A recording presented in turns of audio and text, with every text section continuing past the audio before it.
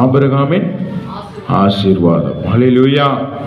Abraham கர்த்தர் ஆசீர்வதித்தார். ஆபிரகாமுடைய ஆசீர்வாதம் என்ன? நம்ம வேதத்தில் ரீகால் பண்ணலாம். போன வாரம் பார்த்தது கர்த்தர் என்ன சொன்னார்? ஆபிரகாமை தேசத்தை விட்டு, இனத்தை விட்டு, தகப்பன் வீட்டை விட்டு வெளியே வா அப்படின்னு சொன்னார். அந்த வார்த்தைக்கு அவன் கீழ்ப்படிந்தான். கர்த்தர் அவனை கொடுத்த ஒரு ஆசீர்வாதம் என்ன? ஆதியாகமம் 13ஆம் அதிகாரத்தில் 15, 16ஆம் வசனத்தில் சொல்லப்பட்ட வார்த்தை.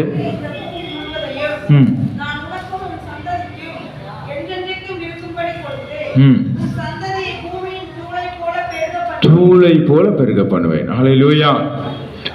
இது பூமிக்குரிய ஆசீர்வாதம். அவர் சொன்ன ஒரு ஆசீர்வாதம். இரண்டாவது ஆசீர்வாதம் ஆதியாகமம் 15 5ஆம் வசனம் வாசிங்க. அண்ணாந்து பார்,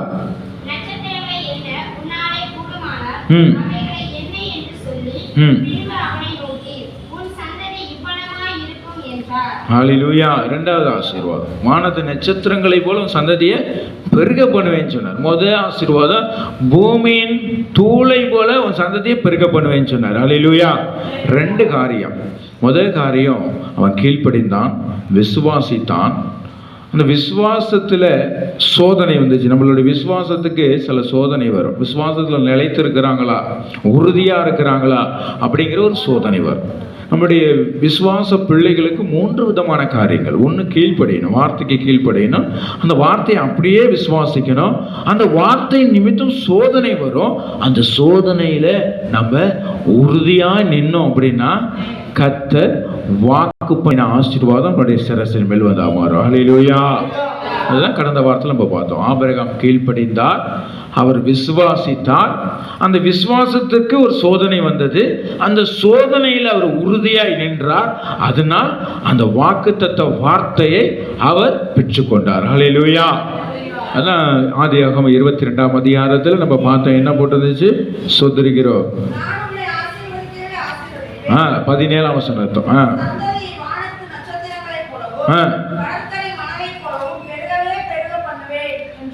போதும். ஹல்லேலூயா.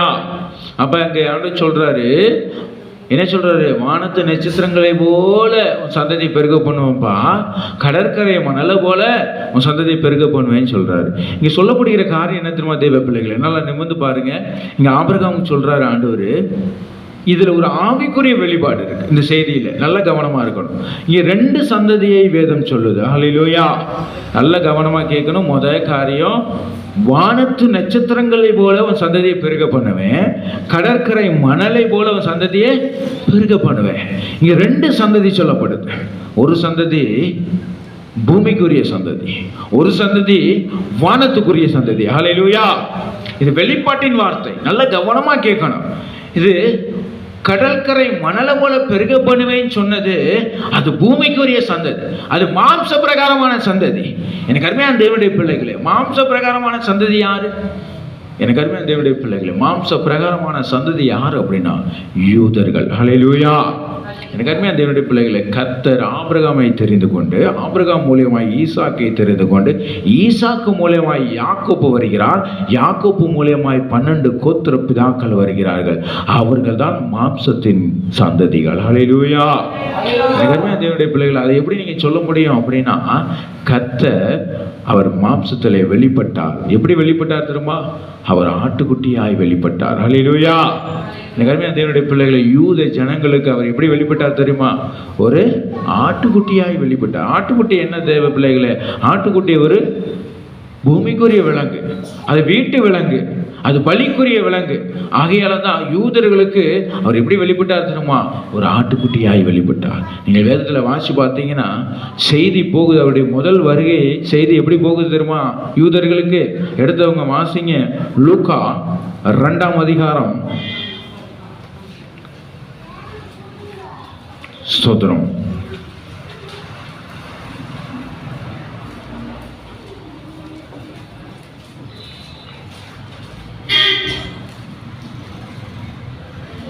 லூக்கா 2:8-9 வாசிங்க.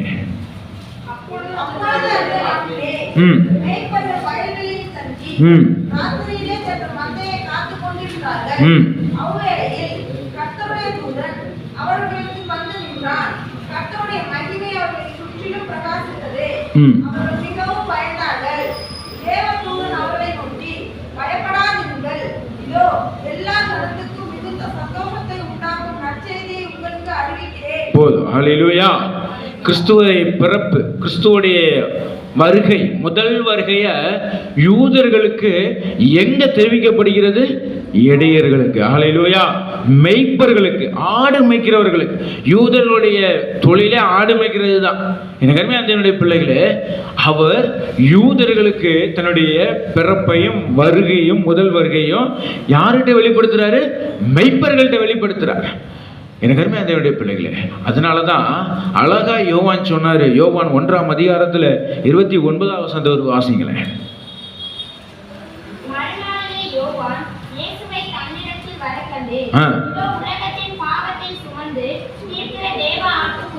எவ்வளவு தெளிவா வேதம் சொல்லுது பாத்தீங்களா? ஏதோ உலகத்தை சுமந்து தீக்கிற, பாவத்தை சுமந்து தீக்கிற தேவ ஆட்டுக்குட்டி. அவர் ஆட்டுக்குட்டியாய் காணப்பட்டார். பூமியின் கடற்கரை மணலை போல பெருக பண்ணுவேன் சொன்ன மாம்ச பிரகாரமான யூதர்களுக்கு அவர் மாம்ச பிரகாரமாய் வெளிப்படுத்துகிறார். ஹல்லேலூயா. பூமிக்குரிய ஆடாய் வெளிப்படுத்துகிறார். எனக்கு அருமையான தேவனுடைய பிள்ளைகளை, அதே அதிகாரத்தில் 36ஆம் வசனத்தை வாசிங்க.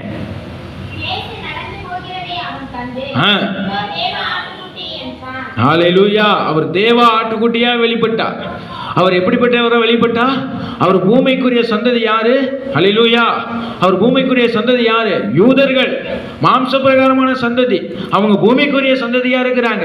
அவங்களுக்கு தன்னை எப்படி வெளிப்படுத்தி காட்டினார்னா, பூமிக்குரிய விலங்காய் வெளிப்படுத்தி காட்டினார், ஒரு ஆட்டுக்குட்டியாய் வெளிப்படுத்தி காட்டினார். எனக்கு அருமையான தேவனுடைய பிள்ளைகளே, ஆனால் கர்த்தர் இங்க ஒரு வசனம் சொல்லப்பட்டிருக்கு, ஆபிரகாம்கிட்ட உன்னுடைய சந்ததியை வானத்து நட்சத்திரங்களை போல பெருக பண்ணுவேன். அந்த சந்ததி யாரு? அதுதான் நீங்களும் நானும். ஹல்லேலூயா. புறஜாதியா இருந்த நாம தான் வானத்துக்குரிய சந்ததி.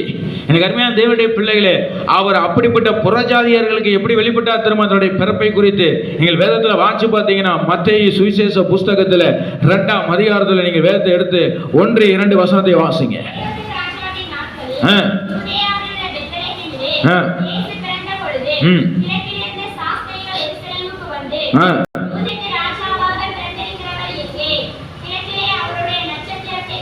என்னத்தை கண்டாங்களா? நட்சத்திரத்தை கண்டார்கள். ஹல்லேலூயா. வானத்து நட்சத்திரங்களை போல பெருக பண்ணுவேன் என்று சொன்னார் பாத்தீங்களா? அதுதான் நாமும் நீங்களும். ஹல்லேலூயா.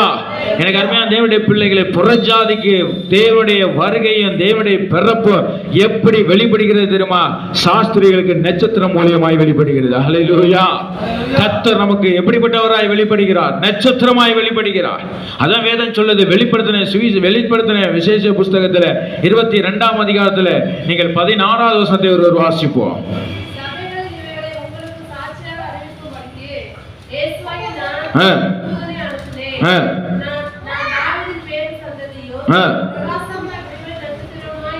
யாராவது விடிவெளியின் நட்சத்திரமா இருக்கிறாரா? ஹல்லேலூயா. வேதம் தெளிவா சொல்லுது. ரொம்ப கவனமா இருக்கணும். அவர் எப்படிப்பட்டவரா இருந்தாராம்? தாவீதின் வேரும் சந்ததியும் பிரகாசம் உள்ள விடிவெள்ளி நட்சத்திரமா இருக்கிறாராம். புறஜாதிக்கு நட்சத்திரமா காண்பித்தார். வானத்து நட்சத்திரங்களாய் நம்மளை பெருகும்படியாக தான் அவர் நட்சத்திரமா வந்தாரு. ஹல்லேலூயா. அவர் தான் முதலாவது நட்சத்திரம். இன்னைக்கு அநேக நட்சத்திரங்களை பார்த்துட்டு இருக்கிறாங்க. அவர் தான் ஸ்டார். ஹல்லேலூயா. இன்னைக்கு என்ன சொல்லிட்டு இருக்கிறாங்க? அவர் தான் சூப்பர் ஸ்டாருங்கிறாங்க, அல்டிமேட் ஸ்டாருங்கிறாங்க, என்னமோ சுப்ரீம் ஸ்டாருங்கிறாங்க, லேடி சூப்பர் ஸ்டார்னு சொல்றாங்க. அதெல்லாம் ஸ்டார் கிடையாது. அதெல்லாம் அழிந்து போறது. ஹல்லேலூயா. அருமையான தேவனுடைய பிள்ளைகளை, என்னைக்கும் அழியாத ஒரே நட்சத்திரம் விடிவெளி நட்சத்திரம் கர்த்தராகிய இயேசு கிறிஸ்து. ஹல்லேலூயா. அவருடைய வெளிச்சத்துல இருக்கணும். அந்த வெளிச்சத்தின் பிள்ளைகளா இருக்கணும். இன்னைக்கு நம்ம பார்த்தோம், வெளிச்சத்தின் பிள்ளைகளா இருக்கணும். வேஷம் தரிக்கிற பிசாசின் பிள்ளைகளா இருக்கக்கூடாது. சாபத்தின் பிள்ளைகளா இருக்கக்கூடாது. பரிசுத்தம் உள்ள பிள்ளையா நம்ம இருக்கணும். எனக்கு அருமையான தேவனுடைய பிள்ளைகளே, யூதர்களுக்கு தன்னை எப்படி வெளிப்படுத்தி காட்டினார்? ஒரு ஆடாய் வெளிப்படுத்தி காட்டினார். மாம்சத்தில் வெளிப்படுத்தி காட்டினார். மாம்சத்தில் இருக்கிறவங்களுக்கு மாம்சத்தில் வெளிப்படுத்தினார். புறஜாதியா இருக்கிற நம்ம ஆவிக்குரிய பிள்ளைகளுக்கு அவர் நட்சத்திரமாய் வெளிப்படுத்தினார். எனக்கு அருமையான தேவனுடைய பிள்ளைகளே, அப்படிப்பட்ட சந்ததியார் நாம். எனக்கு அருமையான தேவனுடைய பிள்ளைகளே, சோதரிக்கிற வேதத்தில் நீங்க எடுத்து வாசி பார்த்தீங்கன்னா எடுத்துக்கொள்ளுங்க. இந்த காரியத்தை புறஜாதியில ஏசா, யாக்கோப்பு, ஈசாக்குக்கு பிறந்த பிள்ளைகள். அதுல ஏசாவை கர்த்தர் வெறுத்தார், யாக்கோப்பை நேசித்தார். அந்த ஏசா என்ன பண்ணான்? அவன் விற்று போட்டான் சேஷபுத்திர பாகத்தை. விற்று போட்டுட்டு அவன் என்ன பண்ணிட்டான்? ஏதோமுக்கு போயிட்டான். அவன் வருகா அந்த கடைசி கொஞ்ச நாட்கள்ல அவன் ஏதோமியரா மாற ஆரம்பிச்சிட்டான். எனக்கு அருமையான தேவனுடைய பிள்ளைகளே, அந்த ஏதோம்ல இருந்து வந்த ஒரு தீர்க்கதரிசி கர்த்தரை குறித்து அன்னைக்கு வெளிப்பாடாய் சொல்லியிருந்தார். ஹல்லேலூயா. பழைய ஏற்பாடு காலத்துல எடுத்துங்க, வாசிங்க. என்னாகமம் புஸ்தகத்துல 24ஆம் அதிகாரத்துல 17, 18, 19 வாசிங்க. என்னாகமம் 24ஆம் அதிகாரத்துல 17, 18, 19 ஒரு வாசிப்போம். இப்பொழுதல்ல,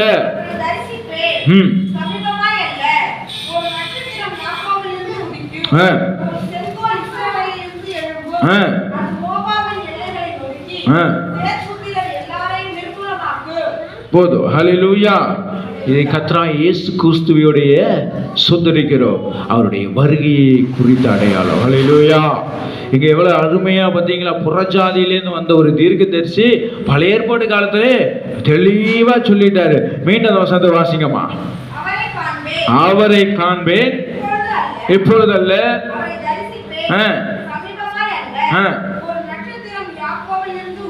யாக்கோபிலிருந்து உதிக்குமா. போதும். ஹல்லேலூயா. நல்ல கவனமா கேட்கணும் தேவ பிள்ளைகளே. அவர் எங்கேருந்து உதிப்பாரா? யாக்கோபிலிருந்து வருவாராம். எனக்கு அருமையான தேவனுடைய பிள்ளைகளே, நட்சத்திரம் உதிக்குமா? எந்த நட்சத்திரம்? அவர்தான் இயேசு கிறிஸ்து.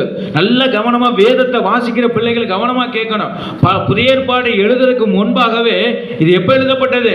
கிமு 1400 மோசே மூலியமா எழுதப்பட்டது. நல்ல கவனமா கேட்கணும். தம்பி உட்கார வைங்க அவன. எனக்கு அருமையான தேவனுடைய பிள்ளைகள் நல்லா நிமிர்ந்து பாருங்க. இங்க சொல்றாரு, யார் சொல்றாரு? பிலேயாம் சொல்றாரு. புறஜாதி தீர்க்கதரிசி சொல்றான். என்ன சொல்றான்? யாக்கோபுல இருந்து ஒரு நட்சத்திரம் உதிக்கும்பா அப்படிங்கிறாரு. கிமு 1400 எழுதப்பட்டது. இது எப்ப நிறைவேறுது? எனக்கு அருமையான தேவனுடைய பிள்ளைகளே, கிபி 1ஆம் நூற்றாண்டுல நிறைவேறுது. ஹல்லேலூயா. எனக்கு அருமையான தேவனுடைய பிள்ளைகளே, 1400 வருஷத்துக்கு முன்பாக கிமுல சொல்லப்பட்டது கிட்டத்தட்ட ஒரு 3500 வருஷத்துக்கு பிறகு நிறைவேறி இருக்குன்னா, கர்த்தர் சொன்ன உலகத்தின் முடிவையும் அவர் 2000 வருஷத்துக்கு முன்பாக சொன்னது நிறைவேறுமா நிறைவேறாதா? ஹல்லேலூயா.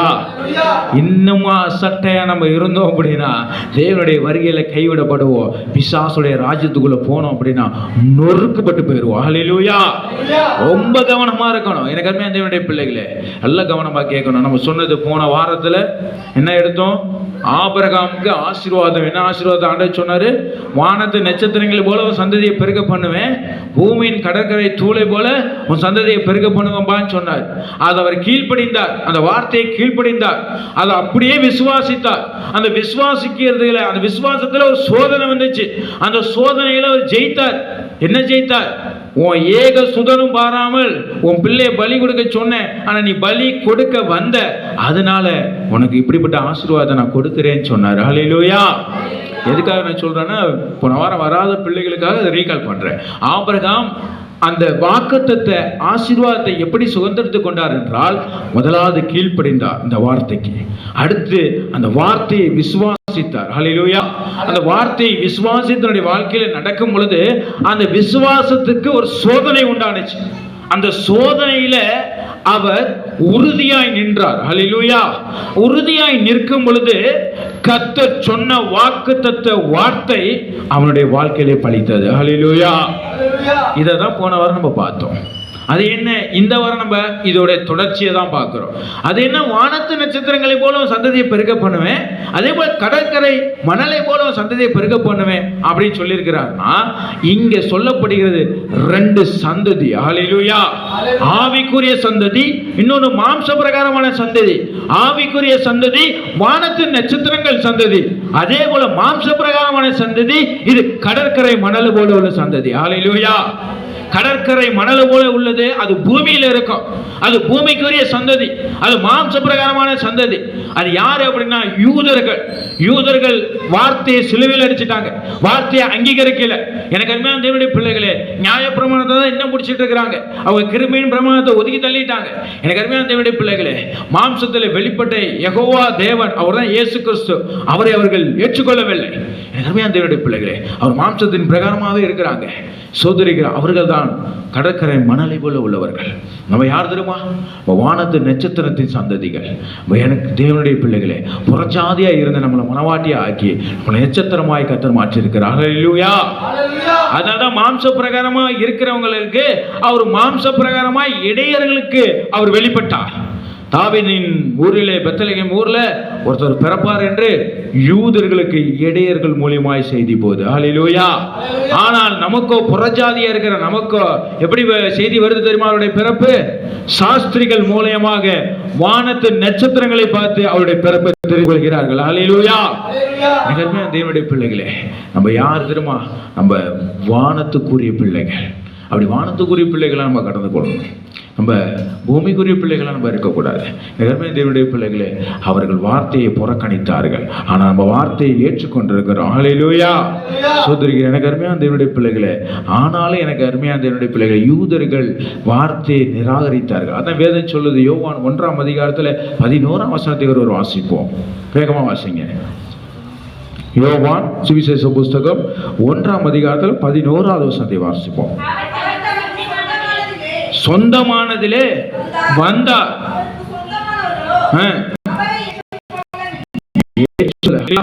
அவர் சொந்தமானதுல தான் வந்தாரு. சொந்தமானவங்க ஏற்றுக்கொள்ளல, வார்த்தையை ஏற்றுக்கொள்ளல, அவங்க நிராகரிச்சுட்டாங்க. ஆனாலும் எனக்கு அருமையான தேவனுடைய பிள்ளைகளே, யூதர்கள் மூலியமா தான் அவங்க ரட்சிப்பு வந்திருக்கு. ஹல்லேலூயா. அதான் வேதம் சொல்லுது, எடுத்துக்கொள்ளுங்க. ஸ்தோத்திரிக்கிறோம். யோவான் சுவிசேஷ புஸ்தகம் 4ஆம் அதிகாரம் 22ஆம் வசனத்தை ஒரு வாசிப்போம். 2.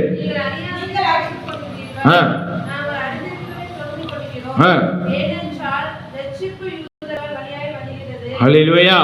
ரட்சிப்பு யார் மூலியமா வருதா? யூதர்கள் மூலியமா தான் வருது நமக்கு. எனக்கு அருமையான தேவனுடைய பிள்ளைகளை, யூதர்களுக்கு தான் முதல்ல ரட்சிப்பு வந்துச்சு. ஆனா அந்த ரட்சிப்பை ஏற்றுக்கொள்ளல. ஏசப்பாவை சிலுவையில் அடிச்சுட்டான். அவர் யாரு? வார்த்தை. அந்த வார்த்தை யாரு? தேவன். அதனால ஆதியிலே வார்த்தை இருந்தது, அந்த வார்த்தை தேவனிடத்தில் இருந்தது, அந்த வார்த்தை தேவனா இருந்தது. அந்த வார்த்தையை அவன் நிராகரிச்சுட்டான். யெகோவாவா இருந்த பழைய ஏற்பாட்டில் இருந்த தேவன் தான் மாம்சத்திலே வெளிப்பட்டா. அந்த இயேசு கிறிஸ்துவை இவர் இங்க தேவன் கிடையாதுன்னு சொல்லி அந்த தேவனை சிலுவையில் அடிச்சான். அதனாலதான் அந்த ரட்சிப்பு புறஜாதியாகிய நமக்கு மனவாட்டியாய் மாற்றி இருக்கிறார். ஹல்லேலூயா. அவர்கள் இன்னும் கடற்கரை மணலை போல தான் இருக்கிறாங்க. நிகர்மையான தேவனுடைய பிள்ளைகளை, நம்ம வானத்துக்குரிய பிள்ளைகள், நட்சத்திரங்களாக நம்ம இருக்கிறோம், சோதரிக்கிறோம். நிகர்மையான தேவனுடைய பிள்ளைகளை, அது மாத்திரமல்ல, நீங்கள் எடுத்துக்கொள்ளுங்க, சோதரிக்கிறோம். ஏன் அவங்களுடைய ரட்சிப்பை அவங்க ஓரம் கட்டினாங்க, வார்த்தையை சிலுவையில் அடிச்சாங்க அப்படின்னா அதுவும் தேவ திட்டம் தான். இதெல்லாம் தேவனுடைய ரகசியம். இதெல்லாம் மகத்துவமான வார்த்தைகள். எடுத்துங்க, வாசிங்க, சோதரிக்கிறோம். ரோமர் 11ஆம் அதிகாரத்தில் 25ஆம் வசனத்தை வாசிங்க.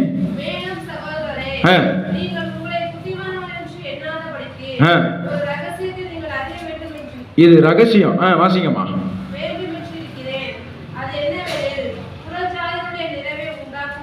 புறஜாதியுடைய நிறைவு உண்டாகும் வரைக்கும்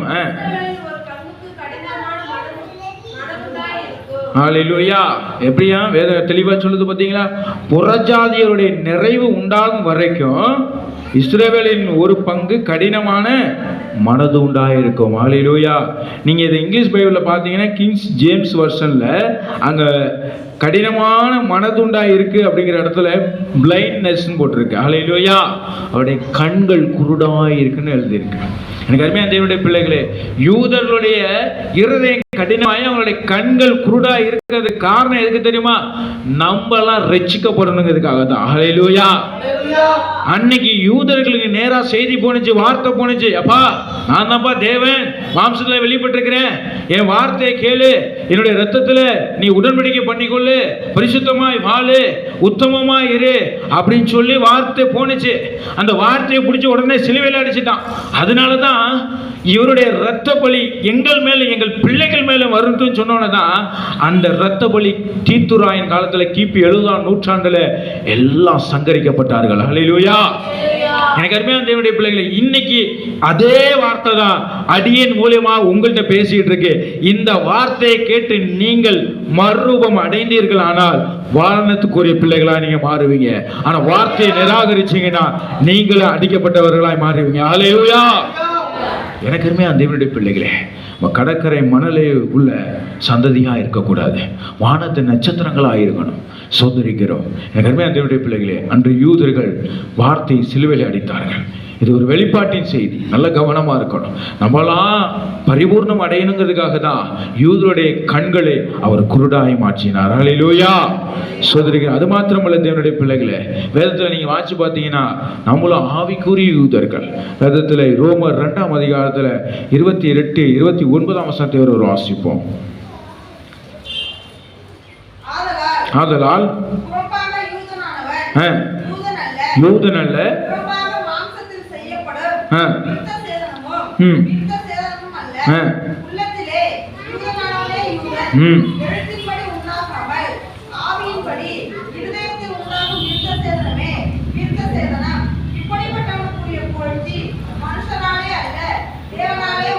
தேவனால் உண்டாயிருக்கு. ஹல்லேலூயா. வேதம் சொல்லுது, புறம்பான யூதனானவன் யூதன் அல்ல.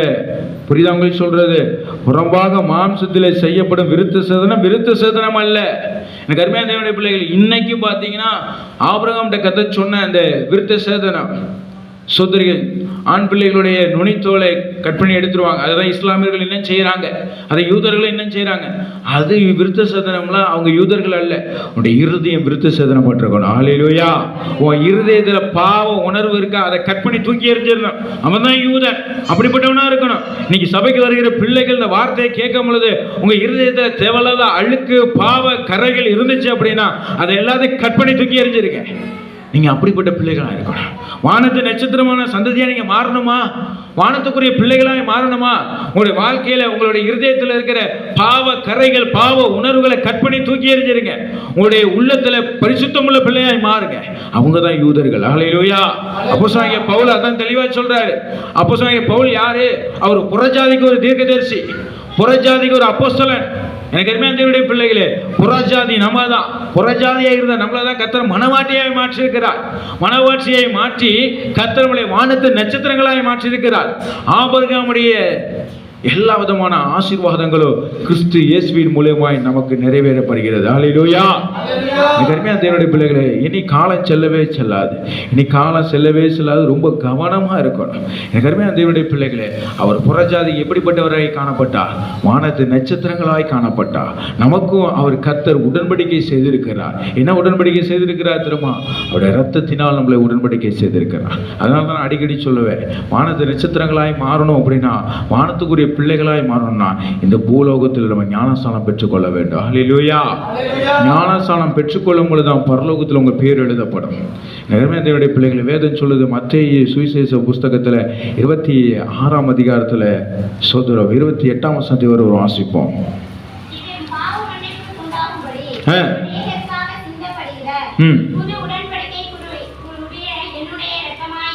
புதிய உடன்படிக்கையின் ரத்தம் தான் புதிய உடன்படிக்கை.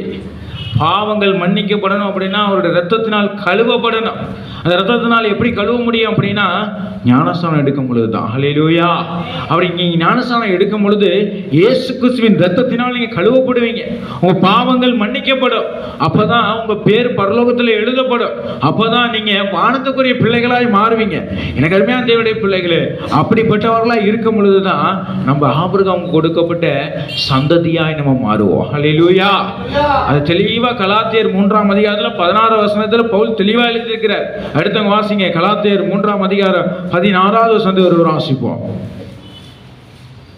கலாத்தியர் 3ஆம் அதிகாரம் 16ஆம் வசனம், பக்கம் 260.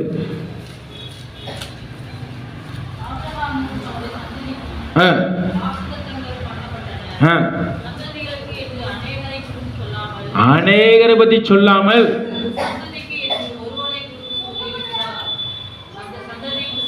ஹல்லேலூயா. எவ்வளவு தெளிவா சொல்லியிருக்கிறார் பாத்தீங்களா?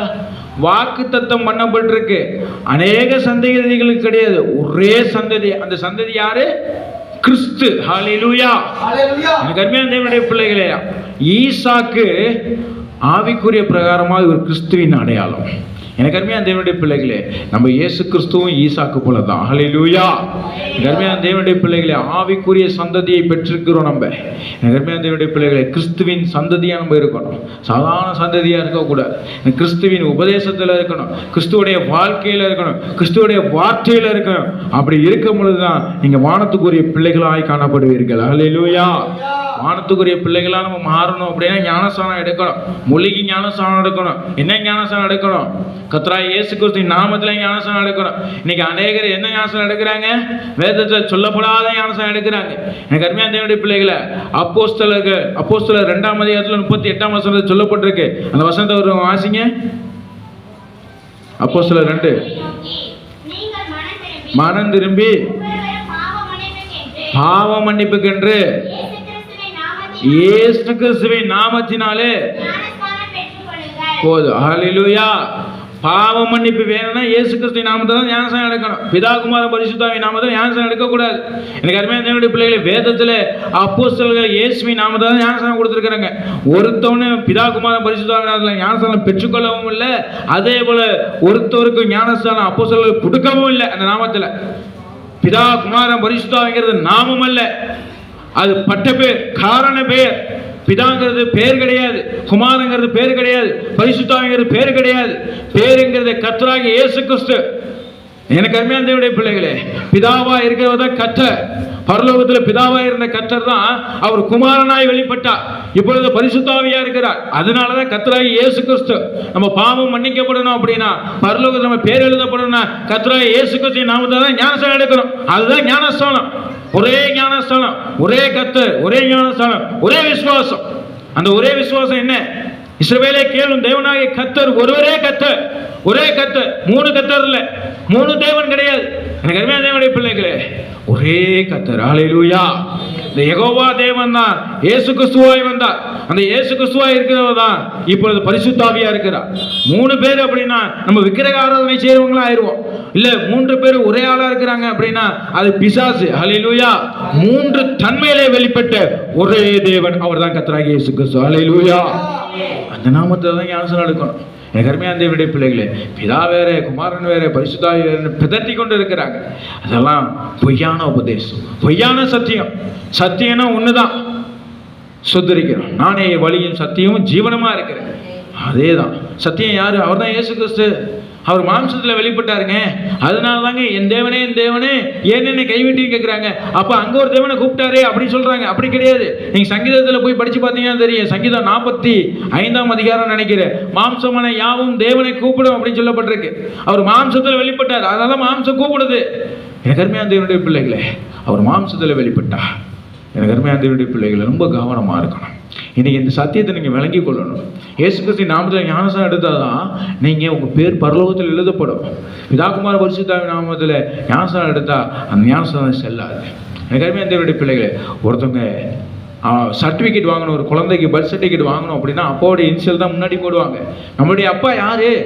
அப்பானா அப்பா தாங்க. அப்பாவுக்கு பேர் என்னையா? அதான் இயேசு கிறிஸ்து. ஹல்லேலூயா. அப்பா பேர் தெரியலன்னா வேசியுமாங்க. நம்ம அப்பா பேர் தெரியணும். நம்ம ஒரே தகப்பனுக்கு இருக்கிறோம். அதே போல நம்முடைய மணவாளன், நம்ம மணவாட்டி, நம்ம மணவாளனை சந்திக்க ஆயத்தமா இருக்கிறோம். நமக்கு எத்தனை மணவாளன்? ஒரே மணவாளன், அவர் கர்த்தராகிய இயேசு கிறிஸ்து. ஹல்லேலூயா.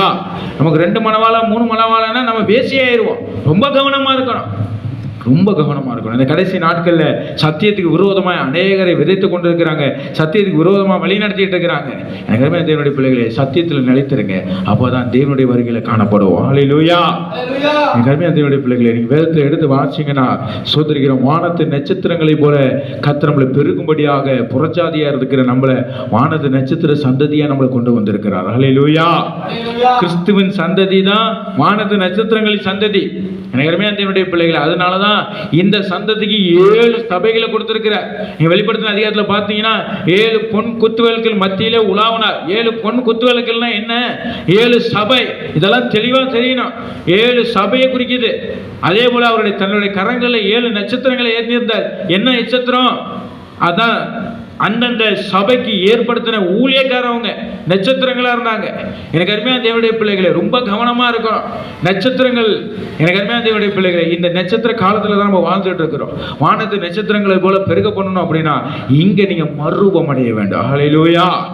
நல்ல கவனமா இருக்கணும். இந்த 7ஆம் சபை காலத்தில் நம்ம வாழ்ந்துட்டு இருக்கிறோம். இந்த 7ஆம் சபை காலத்தில் கடைசி நாட்கள் நம்ம வாழ்றோம். ரொம்ப சத்தியத்தில் உறுதியா நிற்கணும், வார்த்தையில உறுதியா நிற்கணும். அப்படி நிற்கும் பொழுதுதான் கர்த்தருடைய வரிகள் நம்ம எடுத்துக்கொள்ளப்படுவோம். ஹல்லேலூயா. அருமையான தேவனுடைய பிள்ளைகளை, நீங்க வேதத்துல வாசி பார்த்தீங்கன்னா சோதரை எடுத்துக்கொள்ளுங்க. 1 கொரிந்தியர் 15ஆம் அதிகாரத்துல 47, 48ஆம் வசனத்தை ஒரு வாசிப்போம். அதுக்கு முன்பாக மன்னிக்குவோம், தானியேல் 12ஆம் அதிகாரத்தில் 3ஆவது வசனத்தை ஒரு வாசிங்க. தானியேல் 12ஆம் அதிகாரம் 3ஆம் வசனத்தை வாசிங்க.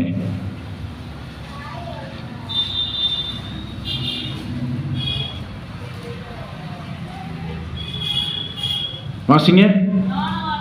ஞானவான்கள்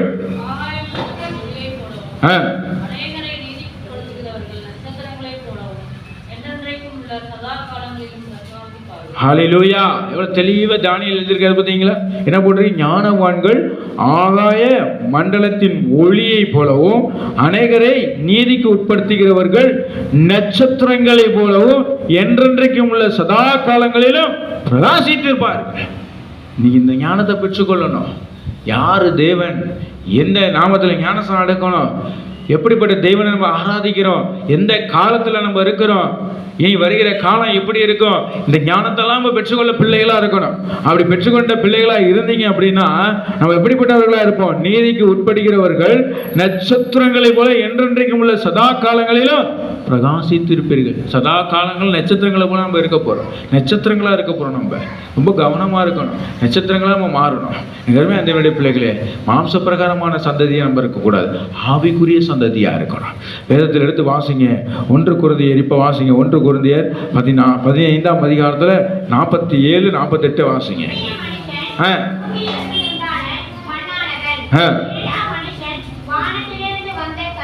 ஹல்லேலூயா. இவ்வளவு தெளிவா வேதம் போட்டிருக்கு பாத்தீங்களா? முந்தின மனுஷன் பூமியில் உண்டான மண்ணானவன். இன்னைக்கு வேதம் சொல்லுது 2ஆம் மனுஷன் யாரு? வானத்திலிருந்து வந்த கர்த்தர். அந்த தேவன் வானத்திலிருந்து வரப்போறாரு. எனக்கு அருமையான தேவனுடைய பிள்ளைகளே, பிள்ளைகள் மாம்சத்தையும் ரத்தத்தையும் உடையவர்களாய் இருந்ததுனால அவரும் ரத்தத்தையும் மாம்சத்தையும் உடையவர்களாய் பிள்ளையாய் இறங்கி வந்தார். இனி அப்படி வர மாட்டார். அவர் எப்படி வர போறாரு தெரியுமா? வானத்துல வந்து நிக்க போறாரு. ஹல்லேலூயா. அதான் ரகசிய வருக. இன்னைக்கு மண்ணானவர்களா நம்ம இருந்தோம், இந்த மண்ணுக்குரிய ஆசீர்வாதத்தை விரும்பி இருக்கிறோம், மண்ணுக்குரிய பிள்ளைகளா, சாபத்தின் பிள்ளைகளா நம்ம இருந்தோம் அப்படின்னா நம்ம அப்படியே மண்ணிலே தான் இருப்போம். நம்ம வானத்துக்குரிய சாயலை தரித்து இருந்தோம், ஆனால் நம்ம பரலோகத்துக்கு எடுத்துக்கொள்ளப்படுவோம். ஹல்லேலூயா. கவனமா இருக்கு எனக்கு தேவனுடைய பிள்ளைகளே. மண்ணானவன் எப்படிப்பட்டவனோ மண்ணானவர்களும் அப்படிப்பட்டவர்களே, வானத்துக்குரியவர்கள் எப்படிப்பட்டவர்களோ வானத்துக்குரியவர்கள் அப்படிப்பட்டவர்களே. ஹல்லேலூயா. அந்த அதிகாரத்தில் நீங்க வேதத்துல வாசிச்சு பார்த்தீங்கன்னா 51ஆம் வசனத்தை 52ஆம் வசனத்தை வரை வாசிப்போம்.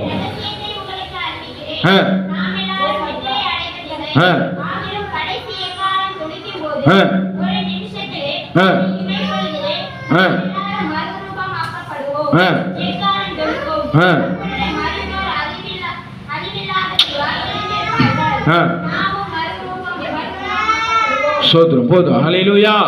இவ்வளவு தெளிவா வேதம் சொல்றது பாத்தீங்களா? ரொம்ப கவனமா கேட்கணும். இதோ ஒரு ரகசியத்தை உங்களுக்கு அறிவிக்கிறேன், நாம் எல்லாரும் நித்திரை அடைவதில்லை, ஆகிலும் கடைசி எக்காலம் துணிக்கும் பொழுது ஒரு நிமிஷத்துல இமை பொழுதிலே நம்ம எல்லாரும் மறுரூபப்படுவோம். ஹல்லேலூயா. கடைசி எக்காலத்துக்கு நம்ம வெயிட் பண்ணிட்டு இருக்கிறோம்.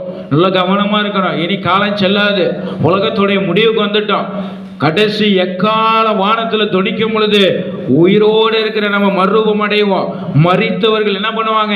உயிரோடு எழுப்பி நிற்பாங்க, சரீரம் எழுப்பி நிற்கும். கர்த்தர் வரும் பொழுது ஹல்லேலூயா எல்லாரும் அவரோடு எதிர்கொண்டு போவோம். கர்மியா தேவனுடைய பிள்ளைகள், கடைசி நாட்கள் இருக்கிறோம்.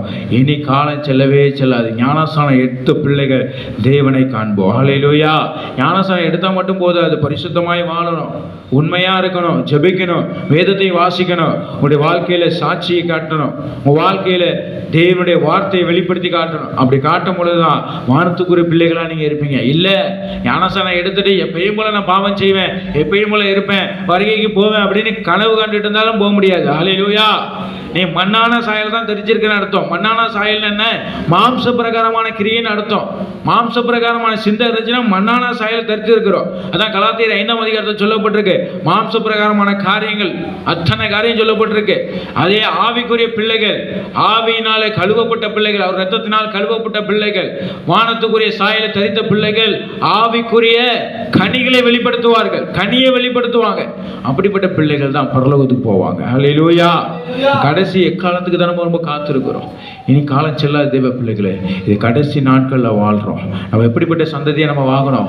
வானத்துக்குரிய சந்ததியாய் மாறும், நட்சத்திரமாய் நம்ம மாற வேண்டும். அப்படி நட்சத்திரமாய் மாறும் பொழுது ஹல்லேலூயா என்றென்று நம்ம பிரகாசிக்கிற நட்சத்திரமாய் காணப்படுவோம். ஹல்லேலூயா. எனக்கு அருமையான தேவனுடைய பிள்ளைகளே, இது ஒரு வெளிப்பாட்டின் செய்தி. வெளிப்பாட்டின் செய்தியை கேட்டிருக்கிறோம். நம்ம ஆரம்பத்திலேருந்து பார்த்தது போல தான் நம்ம எப்படிப்பட்ட பிள்ளைகளாக இருக்கணும்? சாபத்தின் பிள்ளைகளாக இருக்கக்கூடாது. தேவனுடைய வித்து நமக்குள் இருக்கிற தேவ பிள்ளையாக இருக்கணும். எனக்கு அருமையான தேவனுடைய பிள்ளைகளே, ஆபிரகாமுக்கு சொல்லப்பட்ட 2 சந்ததி, வானத்துக்குரிய சந்ததி, அதே போல பூமிக்குரிய சந்ததி. நம்ம எப்படிப்பட்ட சந்ததியாக இருக்கிறது? நம்ம வானத்துக்குரிய சந்ததியாக இருக்கணும். வானத்துக்குரிய சந்ததியாக நம்ம மாறணும். அப்படின்னா நம்ம எப்படிப்பட்டவர்களாக இருக்கணும்? கர்த்தராகிய இயேசு கிறிஸ்துவை விசுவாசித்து அவருடைய நாமத்தில் ஞானஸ்நானம் பெற்று அவருடைய வார்த்தையின்படி வாழணும். அப்படி வாழும் பொழுது நம்ம வானத்துக்குரிய சாயலை தரித்துக் கொள்வோம், மறுரூபம் அடைவோம். கடைசி எக்காலம் துணிக்கும் பொழுது கர்த்தரோடு நம்ம எடுத்துக்கொள்ளப்படுவோம். ஹல்லேலூயா. அருமையான தேவனுடைய பிள்ளைகளை, இன்னொரு காரியம் நான் சொல்ல விரும்புகிறேன். இனி கடைசி காலமாக இருக்கிறதுனால எல்லாம் வெளிப்பாட்டின் செய்தி தான் இருக்கும். சபைக்கு யாரும் வராமல் இருக்காதீங்க. ஒவ்வொரு வாரம் வாஞ்சியோடு நேரத்தோடு காலத்தோடு கடந்து வாங்க. கர்த்தர் உங்களை ஆசீர்வதிப்பார் என்று சொல்லி நான் முடிக்கிறேன். கர்த்தர் உங்களை ஆசீர்வதிப்பார். ஆமென். அதே போல் ரகசிய வருகை, பகிரங்க வருகை, யார் வருகையில் எடுத்துக்கொள்ளப்படுவா, யார் புத்தி உள்ள ஸ்திரீ, யார் புத்தி இல்லாத ஸ்திரீ, அதே போல் உலக முடிவுக்கு முன்னாடி என்ன நடக்கும், இதை அநேக பேர் பேச ஆரம்பிச்சிட்டாங்க. சிவப்பு கிடாரி, அதே போல் எருசலேமில் உபத்திரவ காலம் எத்தனை வருஷம், அதே போல் 7 முத்திரை செய்தி, 7 சபை காலம் செய்தி, அருமகேதாம் யுத்தம், அதே போல் கோகுமாகு யுத்தம், 1000 வருஷ அரசாட்சி, இது எல்லாத்தையும் குறித்து அநேக செய்திகள் எடுத்து வச்சிருக்கிறோம். கர்த்தர் எடுத்து கொடுத்துருக்கிறார். ஒரு வாரமும் மிஸ் பண்ண வேண்டாம். ஒரு வாரம் நீங்கள் மிஸ் பண்ணாலும் வார்த்தையை பின்தொடர்ந்து வர முடியாது. எனக்கு அருமையான தேவனுடைய பிள்ளைகளை, கடைசி காலமாக இருக்குது. நீங்கள் வார்த்தையின் பிள்ளைகளாக இருந்தீங்கன்னா வானத்துக்குரிய பிள்ளைகளாக இருப்பீங்க. வார்த்தையை விட்டு விலகி போனீங்கன்னா நீங்கள் மண்ணான பிள்ளைகளாக மாறிடுவீங்க. ஹல்லேலூயா. வேதம் சொல்லுது, மண்ணுக்கு தான் திரும்பும். நம்ம மண்ணானவர்களாக இருக்கக்கூடாது, வானத்துக்குரிய நட்சத்திரங்களாக இருக்கணும். நட்சத்திரத்தை போல ஜொலிக்கிற பிள்ளைகளாக இருக்கணும். ஹல்லேலூயா. சோதரிக்க இந்த வேலையில காண்பிக்கிறோம். வாயில திறந்து ஜெபிப்போம். யாரும் சொல்லிட்டு போகக்கூடாது. எல்லாரும் வாயில திறந்து ஹல்லேலூயா, ஹல்லேலூயா, ஹல்லேலூயா. அப்பாமை சோதரிக்கிறோம், சோதரிக்கிறோம், சோதரிக்கிறோம். எல்லாம் சோதர பலிகளை இரடுப்போமா, உன்னதத்திலே இருந்து அவர் ஆவியை பெற்றுக்கொள்வோமா. கர்த்தர் இந்த நாளில கொடுக்கப்பட்ட தேவ வார்த்தையின்படியாக கர்த்தாவே எங்களை ஆபிரகாம் சந்ததியாய், இயேசுவே உம்முடைய சந்ததியாய், வானத்துக்குரிய பிள்ளைகளாய் அப்பா எங்களை மாற்றுவீராக. அப்பா எங்கள் பாவங்களை மன்னிப்பீராக, எங்களை மறுரூபப்படுத்துவீராக, உம்முடைய வருகைக்கு எங்களை ஆயத்தப்படுத்துவீராக. எல்லாரும் வாய்களை திறந்து சொல்லுங்க, இயேசுவே என் ஜென்ம சுவாபத்தை மன்னிங்க, என் பாரம்பரிய சாபத்தை எடுத்து போடுங்க, என் முன்னோடி சாபத்தை எடுத்து போடுங்க. என்னுடைய தொடர்ந்து வந்த சாப கட்டுகள் உடைக்கப்படட்டும், பாவ இச்சைகள் மன்னிக்கப்படட்டும், புறம்புறுகிற பாவங்கள் மன்னிக்கப்படட்டும், இரண்டகத்தின் ஆவி எரிக்கப்படட்டும். அப்பா என்னை மறுரூபப்படுத்துவீராக.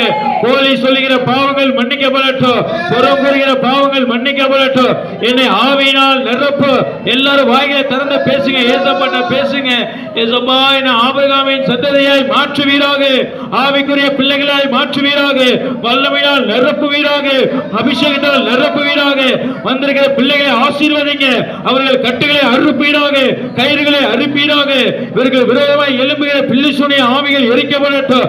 எல்லாரும் உணர்வாக சொல்லுங்க, வாயை திறந்த கரங்களை கொண்டு ஆவியை நிரப்பப்பட்டு கர்த்தாவே எங்களை ஆசீர்வதிங்க, எங்கள் வல்லமையால் நிரப்புங்க, அக்கினி ஜுவாலையை மாற்றுங்க ராஜா. சுத்திரிக்கிற தகப்பனே, தொடர்ந்து எங்களை நடத்தும் தகப்பனே, அப்பா துதி கன மகிமையெல்லாம் தேவன் ஒருவருக்கே செலுத்துகிறோம் ராஜா. கர்த்தாவே இந்த காணிக்கையை ஆசீர்வதிங்க, கொடுத்த பிள்ளைகளை ஆசீர்வதிங்க, 100 முறையா ஆசீர்வதிங்க. பாமை சொந்தரிக்கிறோம் தகப்பனே. இந்த ஆலயத்தையே ஆசீர்வதிங்க, அடியனை ஆசீர்வதிங்க, வந்திருக்கிற பிள்ளைகளை ஆசீர்வதிங்க. ஆபிரகாமின் சந்ததியாய் வானத்துக்குரிய சந்ததியாய் எங்களை மாற்றினதுக்காக நன்றி. வருகிற நாட்களில் ஒவ்வொரு ரகசியங்களை எங்கள் வெளிப்படுத்தும்படியாக, அந்த வார்த்தைகளை கேட்டு மறுரூபம் அடையும்படியாக எங்கள் பிள்ளைகளை ஆசீர்வதிங்க. சபையை நாளுக்கு நாள் விருத்தி அடையும்படி செய்யுங்க. பிசாசு கிரிகள் எரிந்து போகிற ராஜா தொடர்ந்து நடத்தும். துதி கன மகிமையெல்லாம் தேவன் ஒருவருக்கே செலுத்துகிறோம். ஒரு நாமமாகிய கர்த்தராகிய இயேசு கிறிஸ்துவின் நாமத்தில் கேட்கிறோம் நல்ல பிதாவே, ஆமென். எல்லாரும் இருதயத்தில் கை வச்சுக்கோமா. என் ஆத்துமாவே கர்த்தரை ஸ்தோத்திரி, என் ஆத்துமாவே கர்த்தரை ஸ்தோத்திரி. கர்த்தர் செய்த சகலமாக ஒருபோதும் மறவாதே.